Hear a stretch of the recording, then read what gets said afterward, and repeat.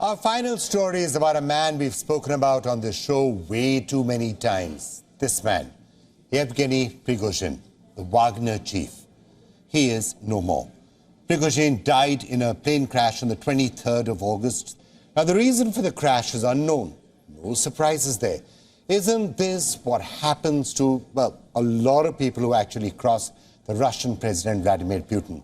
They either die or disappear or are jailed.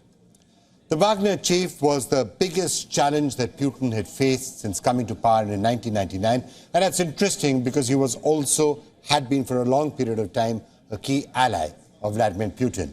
In June, Prigozhin, remember, launched a rebellion. He actually dared to challenge the Kremlin's authority. Wagner mercenaries were marching to Moscow. They had shot down multiple Russian military jets. Putin called the move an act of treason, even a stab in the back. The mutiny, though, failed, and very few expected the Wagner chief to come out of it alive and unscathed. But, to the surprise of many experts, Prigozhin was then granted amnesty. A peace deal was extended. Prigozhin and his troops were given a safe haven in Belarus.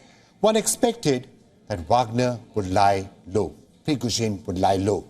He actually did the opposite. Wagner was back in the headlines following the coup in Nisha. Prigozhin was supporting the junta, extending military security to the now rulers of Nisha. Today, Wagner not just has private troops in the Sahel region, but also contractors and shell companies. All of this has been with the Kremlin's blessings. There's very little doubt about that. No one's really expressed doubts that whatever Wagner was doing did have some sort of blessings from the Kremlin. But the fact was that Wagner was still trying to carry the Russian flag even after the mutiny. And that, many observers felt, was almost unbelievable. That video message prompted many to ask, how was it that Putin was letting Prigozhin go scot-free so easily and after so much? It wasn't just the mutiny, but the fact that he was continuing to try and occupy center stage. It was unprecedented and contrary to what had been Putin's playbook so far. If you have been following Putin's career or his story, you would know that the KGB agent turned president does not tolerate or spare anyone who crosses him. As a spy, Putin would reportedly personally go after dissidents. He would interrogate them and search them. And since coming to power, Putin's prominent critics have always miraculously disappeared from his path.